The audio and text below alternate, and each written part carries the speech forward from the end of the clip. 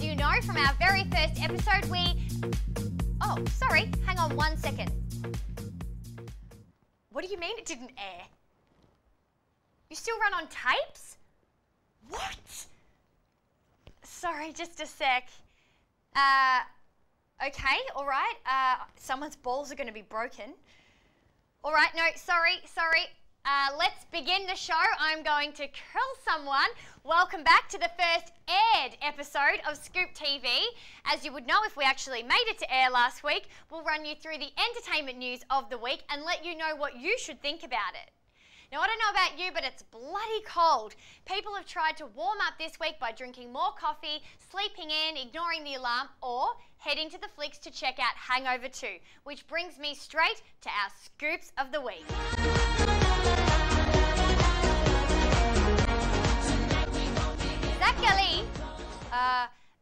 Zach Galifa, Zach Giraffe, the guy with the beard in The Hangover, is not handling his newfound fame well. During an interview with Rolling Stone, Zach G claims that The Hangover ruined his life, saying that he is constantly accosted on the street by fans of bearded man-children. He says, "I'm terrible about people wanting to take pictures with me. They treat you like a cartoon." Honestly, Zach, we sympathise with you, but it's expected when you're in a movie and you do things like this. Whoa! Road trip!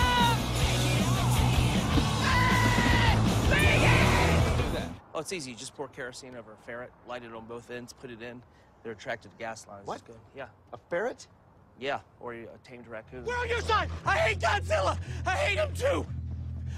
If you're really surprised at this, then maybe you weren't acting stupid in that movie.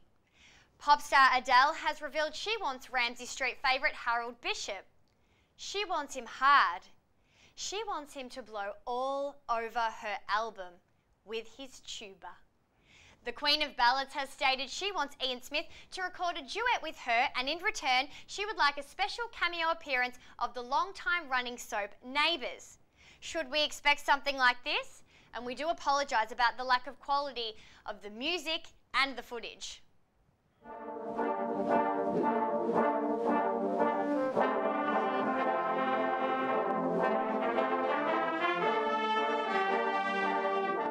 Well, we here at Scoop can't wait to hear that song. What about some more theatrical developments in the music world? Yes, move over Hairspray, The Little Mermaid and other movie-to-stage adaptations. A new musical adaptation of a beloved franchise has just been announced. It's a story of a simple man in love with a beautiful woman who works hard and follows his dreams to become the heavyweight champion of the world. That's right, Rocky the Musical will debut in 2013. We here at Scoop TV are huge musical fans, and we think that the Italian Stallion story has plenty of potential to work on Broadway. We've already received some early footage of a big production number. Check this out. A 5, 6, 7, 8!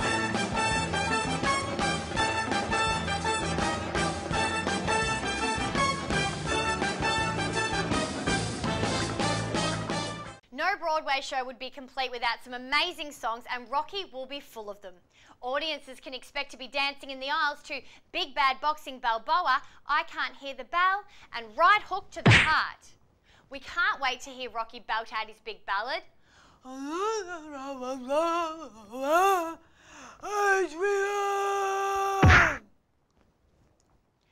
MTV has announced that it will be cancelling the US version of the hit UK series Skins. Skins, which features teenage alcoholism, smoking, drug abuse and promiscuous sex, didn't connect with the US audience according to MTV. I'm guessing the lack of interest was due to American teens being too high, too drunk and too busy screwing to switch on MTV. Skins generated massive amounts of controversy when it launched in the US, but has been defended by its creator as old-fashioned, wholesome television. Really? Is this old-fashioned? Took a busload of pills. They take me to the hospital. Tony, step it up! Try it! That guy must have had one hell of a childhood. When his parents wanted to have the talk with him, we're betting they gave him a shot of Johnny Blue and bought him a hooker. And our last scoop of the week comes from New York with some disturbing news from Beastie Boys member Adam Horovitz. On his Tumblr, Horovitz described a harrowing encounter with criminal menace Spongebob Squarepants. Squarepants is accused of running a scam on the rap artist by bumping into him and demanding money for a broken watch. Horovitz dispatched the SpongeBob with a "Fuck you, SpongeBob." The Nickelodeon character was later photographed in police custody. While this has been dismissed as a fluff piece by certain reporters, we here at Scoop respect you enough to let you know the gravity of the situation.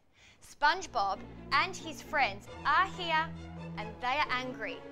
We urge you to lock your doors, guard your children, and hang on to your valuables before the cartoons get their hands on them. If Winnie the Pooh asks you for honey, run. If Bugs Bunny says, "What's up, Doc?" call the police. Mickey Mouse keeps a 35 in his red shorts and he will cap you if you mention his ears. Perhaps we're worrying too much. Or perhaps you'll wish you'd listened after Patrick Starfish stabs you in the kidney. Adrian! Coming up tonight on Scoop TV. People who give a shit about fashion, check out the new Zara store. And Shura Taft joins Scoop for Scratch My Itch. This is Scoop TV, getting you wet for your weekend. Thanks for joining us. And before I introduce the funny for tonight's show, I encourage, demand that you get involved with us here at Scoop TV. Jump on Twitter and follow us every day of the week until it's Friday again. And again. And again. It's Friday, Friday, gotta get down on Friday. Everybody's looking forward to the weekend, Friday. Everyone's favourite part of the show. Yeah, it's exciting. It's Kylie Week. Yay! Just when you thought this show couldn't get any gayer, it's Kylie Week. And so gay that there's rumours that a favourite straight guy has jumped over to your camp. Yep. And I'm pissed off about it. Which one? Ryan Quanten? True Blood star. Ryan, welcome. Welcome to the team, my friend. This get for the gays is huge. Us getting Ryan Quanten is like, he's like our Osama bin Laden. You know, we run out to the streets, we got him, we're like throwing shit through the Maya windows and pulling statues down. It's a win! Wow. A win for the gays! Yeah, and it's a loss for us. Yep. Those pecs, man. Yep. And the abs. Yep. No You longer ours. don't have to remind me, Stace. And I need a don't textbook. care. You guys can have him. I don't want him. Well, what do you fall under then, mate? I doesn't don't- want you, Brad. I don't want anyone. I don't want You him. like aliens. Yeah, I do actually. I'd probably prefer an alien. Wow. And haters with Brad.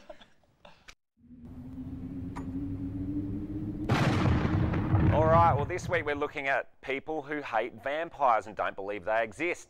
Thousands of years ago, stories of vampires' existence has been recorded in history in ancient Hebrew text. Also, vampire movies and series kicked off as early as 1922 with Nosferatu, the first movie, to modern-day movies like Twilight. Now, regardless of these recordings, and as well as the hundreds of vampire TV series like Vampire Diaries or True Blood, the jury's out on believers, with haters from Cyberland saying, "You're lonely and vampires don't exist." Hater Paul Pena from the website vampirehaters.yolasite.com, he suggests this. Massive claim, Paul. If this is true, that means all Jews are vampires, which is just kind of ridiculous, because powerful and influential Jews like Facebook founder Mark Zuckerberg would have surely called his social empire Fangbook, or Neckbook maybe, and Google creator Sergey Brin wouldn't be Googling, he'd be Gooling. And film god Steven Spielberg, he would have had movie titles like Slaying Private Ryan instead of Saving Private Ryan. You're an idiot, Paul.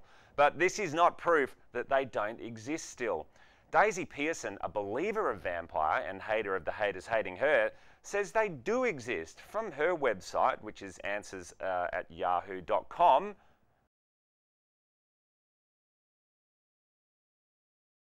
now, with such a strong source, which is herself, and backing it up with her contact details to ask about immortals and vampire, how can we question this? Well, I'll tell you why, people, because the reason they don't exist is simple, and it can be learnt from this graphic scene from True Blood. Tune out if you're a little bit nervous.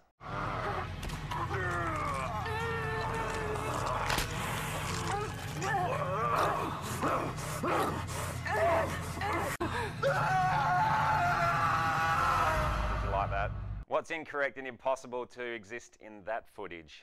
Huh? Well, I'll give you the tip. It's not the new version of Doggy Style that Bill the vampire was performing. The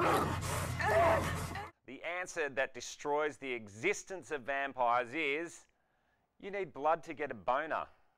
That's not a scene that can exist. It's that simple. So if you see a vampire, get it some garlic and a wooden stake and tell it to make some soup in the kitchen with your mama. And another thing, vampires shouldn't be scared of garlic. They should be fearful of other bloodsuckers like these. They are the real bloodsuckers, aren't they? Competition for vampires. And they're smart too, tampons and pads. Chicks love spending money. Create something they think they need and they'll buy it. Also, if a vampire existed, surely there would have had to been some homeless vampire who couldn't support themselves in the normal vampire way of whining and dining and then eating their victims. Surely those ones would have hung out near female toilets nabbing sanitary bins for a tasty treat. We would have seen them. Vampire do not exist. It's just the fact, I'm sorry. So soak it up, vampire haters of haters hating vampires, and realise your dreams are just a lifeless scab of thought. Namaste, motherfuckers. I don't believe in vampires, but I kind of think you look like one with those eyes, darling. Yeah. We'll be right back after the break with Nate's review, and if our show can't get any gayer, we head to the opening of Zara. See you on the flip side. Buy everything. I just wanna make you sweat.